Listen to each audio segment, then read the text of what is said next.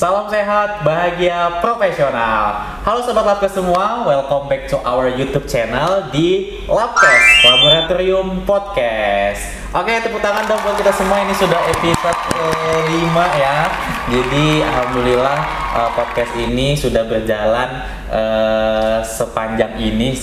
Oke, kembali lagi bersama saya host yang paling kece di Labkes, Andika. Iya. Jadi hari ini kita akan sedikit membahas lagi nih mengenai di bidang laboratorium. Jadi memang apa saja pemeriksaan-pemeriksaan yang ada di OPT Labkes Kaltim. Oke, mungkin sedikit intermezzo sedikit. Jadi ada beberapa layanan yang memang sudah kita buka dari kita berdiri sebagai laboratorium medik, laboratorium lingkungan maupun laboratorium kalibrasi. Nah, yang akan kita bahas hari ini adalah salah satu pengujian di bidang laboratorium medik nih. Jadi memang salah satu dasar kita dalam bermasyarakat untuk melakukan pengujian laboratorium. Salah satunya yaitu pemeriksaan narkoba atau NAPSA. Jadi kepanjangannya adalah narkotika, psikotropika, dan bahan adiktif lainnya, seperti itu. Nah, di sini sudah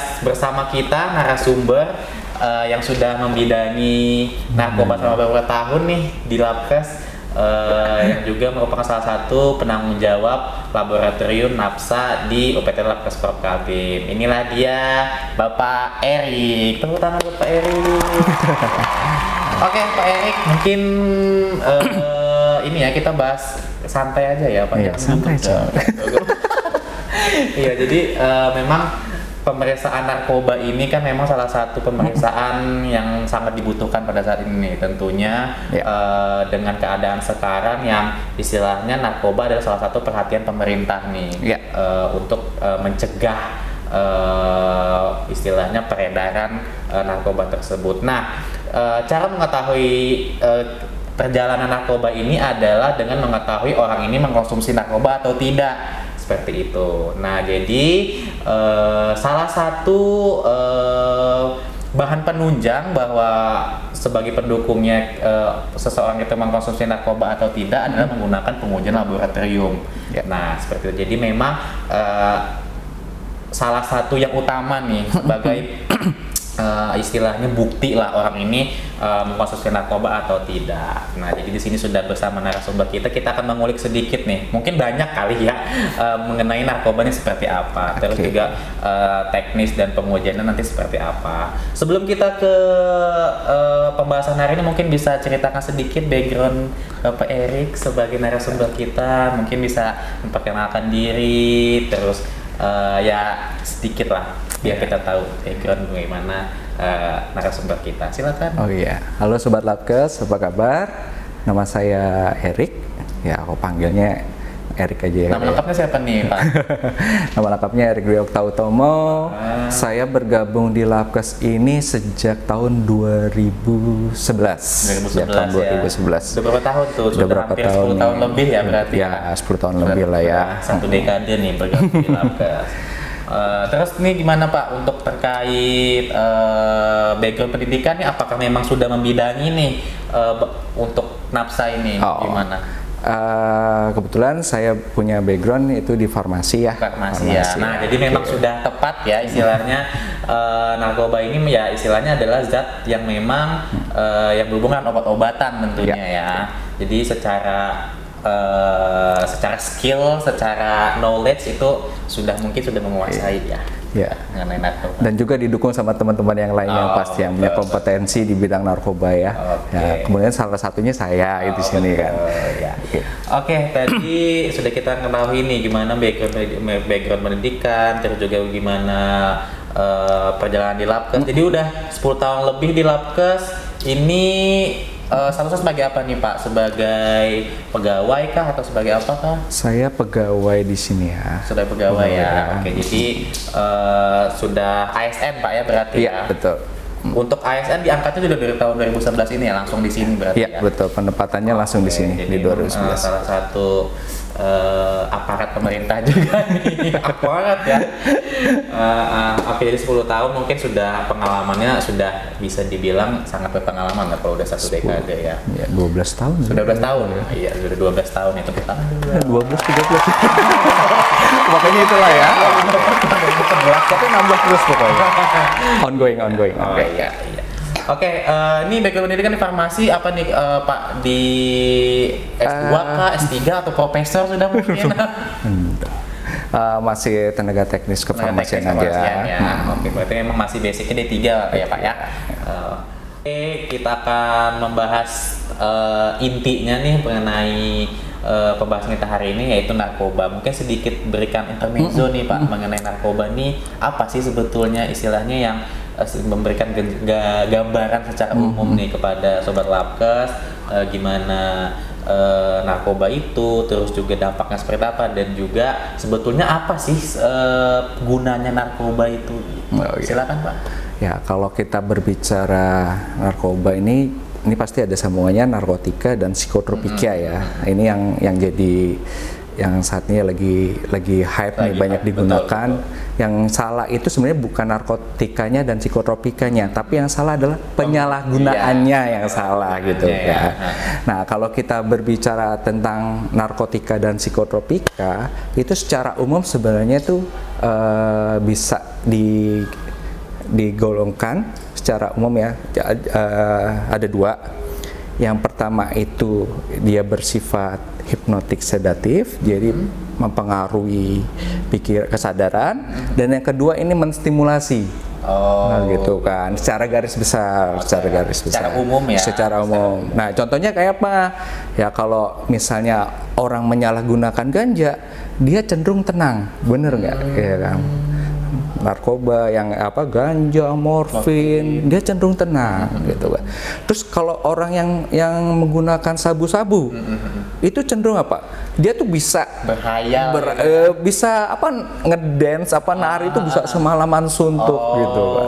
Gitu. Nah, seperti itu. Jadi menstimulasi dia gitu kan. Ya kalau gampangnya kalau menstimulasi yang masih boleh pergunakan kayak apa? Misalnya minum kopi gitu kan, ada kafeinnya, itu masih ada limit batas yang wajar gitu, masih diperbolehkan.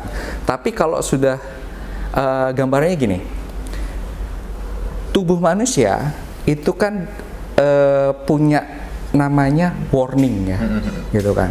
Misalnya ada sesuatu yang terjadi dalam tubuh, dia akan mengeluarkannya warning. Kayak apa? Lapar, ya kan, berarti itu memang udah waktunya makan, ya kan. Haus, berarti memang waktunya minum.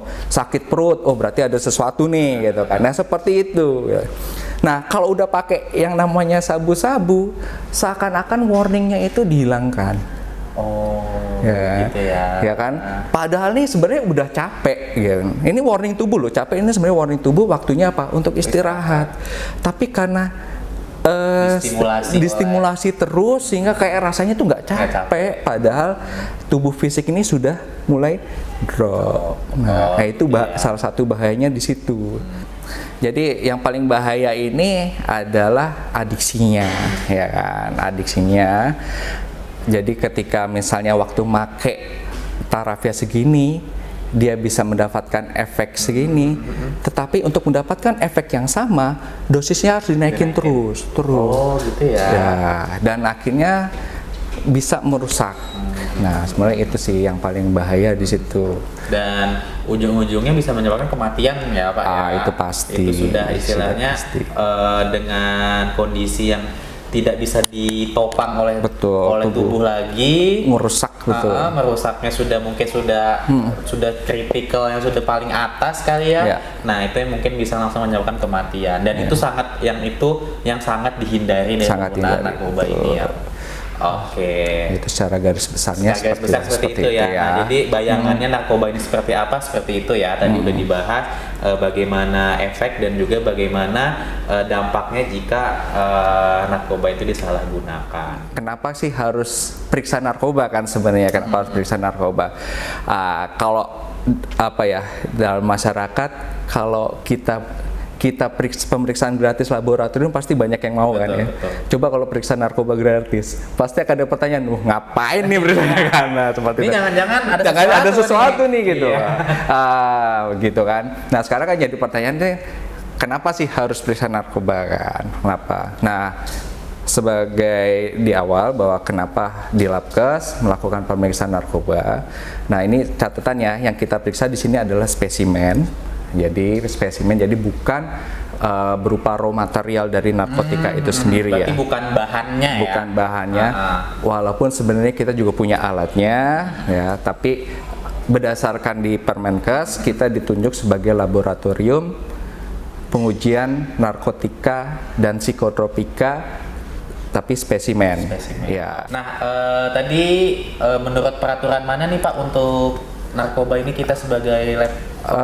Kita ditunjuk sebagai lab penguji laboratorium narkoba dan psikotropika di Keputusan Menteri Kesehatan nomor 18 tahun 2012 ya, nomor 18 tahun 2012. Jadi kita di Kalimantan Timur ini ditunjuk sebagai laboratorium pengujian spesimen ya. Spesimen ya. Jadi bukan raw materialnya seperti itu. Oh, jadi perantaranya lah istilahnya, kita memeriksa perantaranya yang bisa mengkonfirmasi adanya bahan tersebut seperti itu.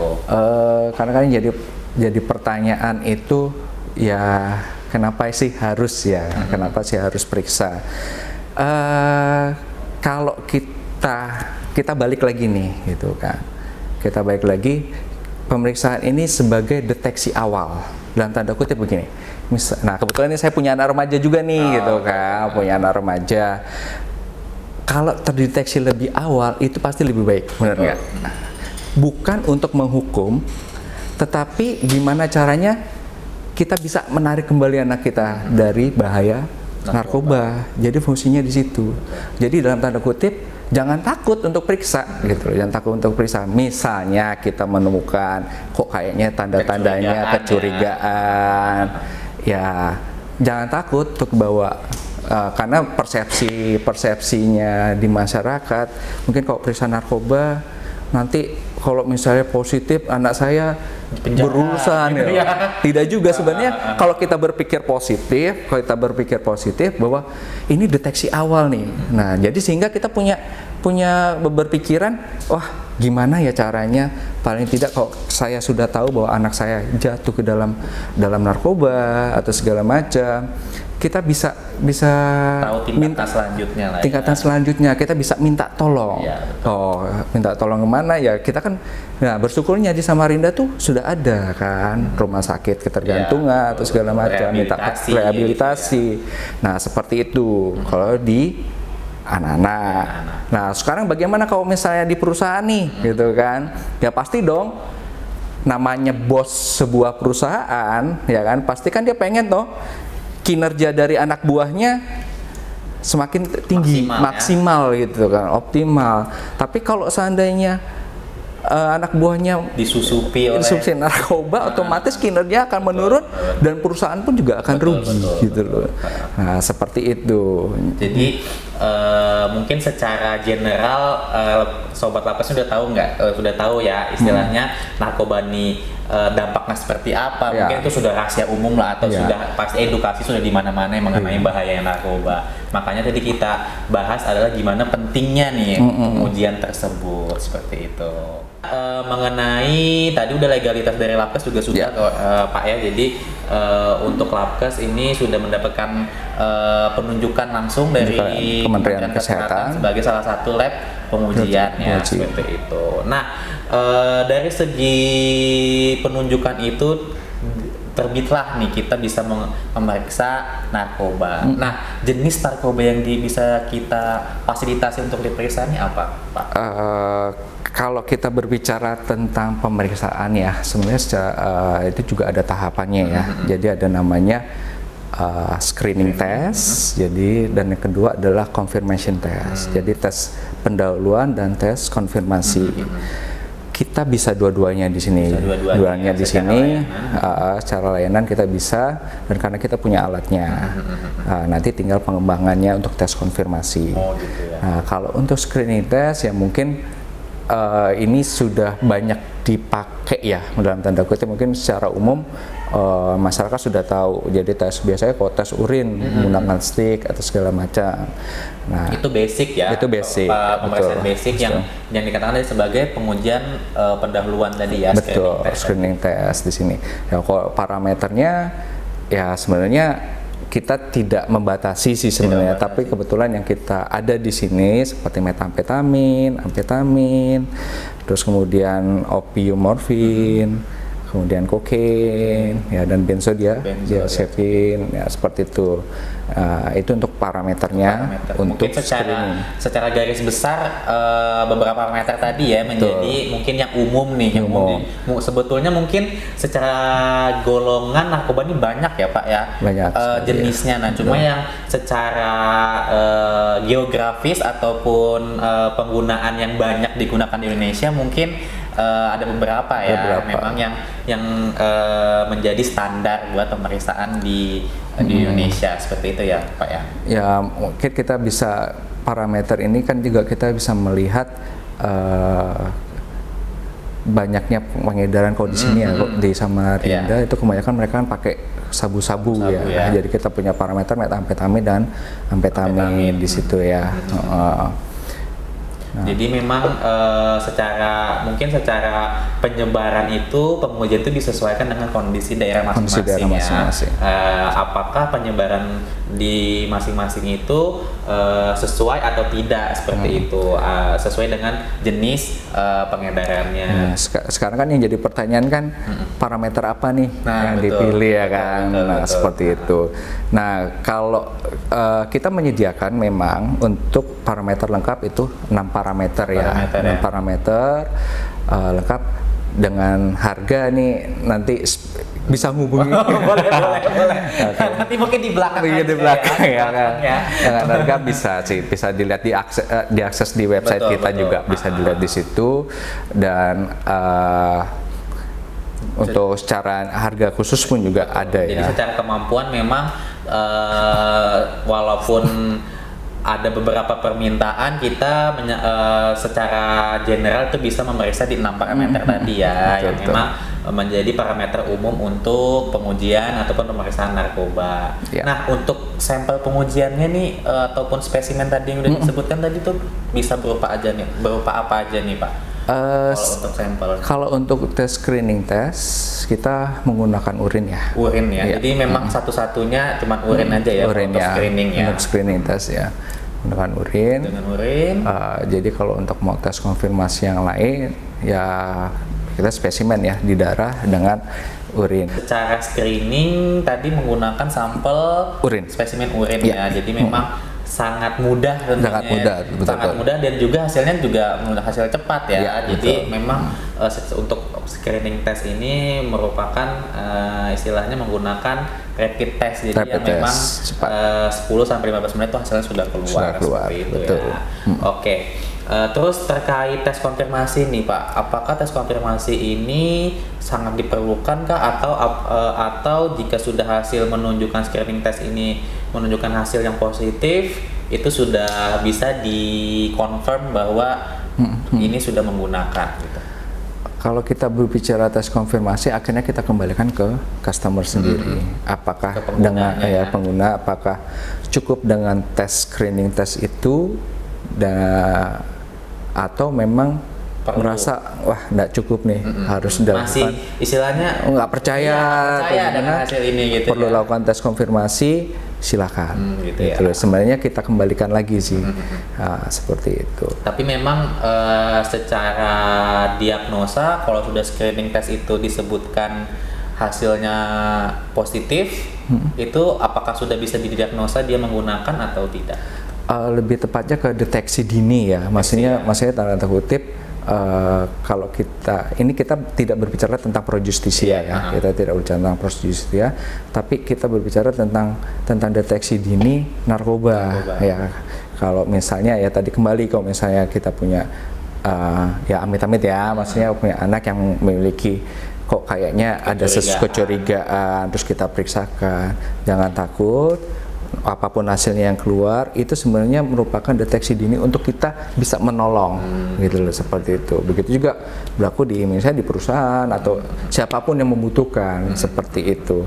Yang pasti namanya melawan narkoba nggak bisa cuma pemerintah aja, betul. Tidak semua lapisan masyarakat tuh harus ikut bersama. Nah, peran kita di Labkes adalah seperti itu, melakukan uji laboratorius. Jadi deteksi dini di peran kita itu di situ. Ya, jadi sebagai penunjang lah. Penunjang, ya. Betul. Apakah kecurigaan kita ini benar atau tidak gitu ya. Jadi memang salah satu kayaknya memang untuk narkoba ini, untuk mengetahuinya salah satunya cuma itu aja ya Pak ya, dengan adanya tes, pengujian laboratorium ini aja. Betul. Ya, karena memang kalau kita lihat misalnya dari segi fisik ataupun dari segi tingkah laku, mungkin kita tidak bisa menjudge bahwa oh ini gunakan nih dengan kelakuan yang gini gitu. Makanya ditegakkan dengan adanya hasil laboratorium tadi ya. Betul. Gitu. Jadi memang gold standarnya lah untuk mendeteksi dini adanya penyalahgunaan narkoba tadi gitu. Nah, tadi sudah kita bahas nih mengenai teknis gimana sih pengujiannya, terus ada beberapa jenis pengujian dari screening test sampai confirming test. Nah, dengan pengujian tersebut Labkes ini punya apa sih Pak istilahnya yang kelebihan yang dimiliki dari, kan istilahnya rapid test mah lab lain mah bisa gitu, tinggal periksa urin keluarkan hasil kayak gitu. Nah, istilahnya nilai jual dari Labkes ini apa sih Pak yang bisa memberikan kepercayaan nih kepada masyarakat gitu? Yang pertama, memang secara legalitas kita memang ditunjuk oleh Kementerian Kesehatan dan kita adalah instansi pemerintah yang memang melayani masyarakat, sehingga kita punya analis, punya kompetensi di bidang itu. Ya, itu kan untuk menjaga SDM mumpuni ya, SDM mumpuni. Seperti itu ya. Jadi yang pasti kedepannya ini kita lagi berjalan untuk akreditasi. Kalau untuk akreditasi lab kita sudah ya. Secara jaminan. Nah, ini memang untuk jaminan mutu mungkin di podcast sebelumnya tuh selalu dibahas tentunya ya. Labkes ini istilahnya yang dikedepankan tuh apa sih kayak gitu. Nah, salah satunya mungkin akreditasi tadi yang menjadi jaminan mutu kita ya Pak ya. Jadi memang secara standar itu pasti semua pengujian sudah terstandar. Seperti itu. Karena mungkin sobat-sobat sudah nonton di episode sebelumnya bahwa Labkes ini sudah ada akreditasi akreditasi Kemenkes, akreditasi Kementerian Lingkungan Hidup seperti itu. Jadi memang sudah secara mutu ataupun secara standar sudah terstandar nasional seperti itu. Nah, untuk pengujian narkoba ini juga salah satu dari akreditasi tersebut ya Pak ya, yang salah satunya di laboratorium medik tadi ya. Oke, tadi kita istilahnya secara jaminan mutu sudah terjamin ya Pak ya, secara akreditasi, terus juga standarnya sudah sesuai dengan standar. Tadi sudah disebutkan bahwa kita sudah ditunjuk oleh Kementerian Kesehatan, tentunya sudah terakreditasi juga oleh Kementerian Kesehatan. Terus juga kita juga secara akreditasi Komite Akreditasi Nasional itu juga sudah terakreditasi di 15189 tahun 2012. Nah, jadi secara mutu, karena kita istilahnya menjual mutu, itu sudah tidak diragukan lagi. Nah, jadi sudah istilahnya Sobat Labkes semua jangan ragu lagi untuk menggunakan jasa Labkes ya untuk pengujian narkoba ini. Nah, sedikit informasi nih bahwa memang dalam ini lagi musim-musimnya ini nih, musim-musimnya penerimaan peserta didik baru seperti itu. Nah, jadi menurut informasi yang saya dapat bahwa Dinas Pendidikan itu mewajibkan siswanya sebelum memasuki sekolah, khususnya SMA, itu harus melakukan ataupun melampirkan hasil pengujian narkoba seperti itu. Jadi cocok nih Labkes sudah punya layanannya, terus juga ada programnya. Jadi kita bisa melakukan pelayanan juga nih. Nah, kira-kira untuk layanan, untuk apakah ada khusus nih untuk penerimaan peserta didik baru ini? Untuk peserta didik ya yang masuk sekolah lanjutan memang kita ada bundling khusus nih mengenai harga bundling lah ya. Jadi kita mengupayakan kita adalah 6 parameter, jadi general, jadi semua parameter tercover, tapi dengan harga khusus pastinya. Jadi kita juga bisa nih datang ke sekolah-sekolah untuk membantu, misalnya untuk secara kolektif ya, daripada anak-anak siswa datang itu satu-satu kita bisa langsung. Jadi buat Bapak Ibu guru maupun Bapak Ibu murid nih yang ingin istilahnya mencari tempat yang udah terpercaya dan trusted nih misalnya kita ya. Jadi sudah tidak diragukan ya untuk melakukan pengujian di Labkes Prokaltim. Tadi udah disebutkan bahwa ada harga khusus nih untuk pengujian khusus peserta didik baru. Nanti mungkin akan kita infokan flyernya ada di sini. Nanti kita infoin informasi mengenai pengujian ataupun pemeriksaan narkoba untuk peserta didik baru. Jadi tadi udah disebutkan bahwa kita kasih harga khusus, terus juga kita bisa datang langsung ke lapangan. Jadi tidak perlu repot-repot lagi nih datang ke lokasi labnya atau apa. Jadi kita datang ke sana, kita yang melakukan pengujian, pihak sekolah ataupun penyelenggara bisa cukup menyediakan tempatnya saja dan mengumpulkan pesertanya seperti itu ya, dan tentunya dengan harga khusus. Nah, betul sekali. Kemarin tuh sudah kita bahas nih, nanti mungkin bisa Sobat Labkes semua bisa nonton nih podcast sebelumnya, kita bahas mengenai tarif baru yang ada di tahun 2024. Nah, bisa dibandingkan nih harga normal untuk pengujian narkoba ini, harga normalnya sama dengan harga khusus untuk penerimaan peserta didik baru. Seperti itu ya Pak ya. Jadi jangan diragukan lagi untuk memilih Labkes menjadi mitra kerjasama pengujian laboratorium sobat semua, seperti itu. Oke, mungkin ini udah di sesi terakhir mungkin Pak. Apakah ada harapan nih untuk Labkes sendiri ataupun buat sobat Labkes semua untuk kedepannya bagaimana nih kita dalam memerangi narkoba seperti itu? Ya, harapannya maksudnya kita berperan sekecil apapun gitu ya, untuk memerangi narkoba, karena ini nggak bisa cuma satu instansi aja, mungkin dengan pihak BNN aja, kepolisian aja, enggak, tapi semua gitu kan. Nah, Labkes ini berperan kecil untuk melakukan namanya deteksi dini. Nah, seperti itu. Jadi jangan takut untuk memeriksakan di tempat kita. Paling nggak dengan adanya deteksi dini kita bisa tahu langkah kedepannya seperti apa gitu loh. Itu aja sih harapan dari saya. Oke, jadi intinya Labkes ini memberikan kontribusi kecil tapi dampaknya besar seperti itu ya. Oke, terima kasih buat Pak Erik sudah bergabung bersama saya, bersama kami di Laboratorium Podcast ini. Semoga informasinya bisa diserap dengan baik oleh sobat Labkes semua, dan juga tentunya informasi yang disampaikan dapat bisa memberikan wawasan nih untuk sobat Labkes mengenai pengujian laboratorium, khususnya yang kita bahas adalah narkoba. Seperti itu. Sekali lagi terima kasih sudah bergabung, dan jangan lupa terus dukung Labkes Prokaltim untuk selalu memantengi nih semua sosial media kami dari Instagram, Facebook, web, dan juga YouTube channel kami. Nanti ada di bawah sini semua, bisa dilihat saja. Dan juga jangan lupa jika ada pertanyaan ataupun ada keluhan ataupun ada pertanyaan mengenai seputar pengujian laboratorium atau seputar Labkes, bisa langsung menghubungi call center kami di WhatsApp yang sudah tertera di bawah tadi. Oke, kita sudah di penghujung podcast ini.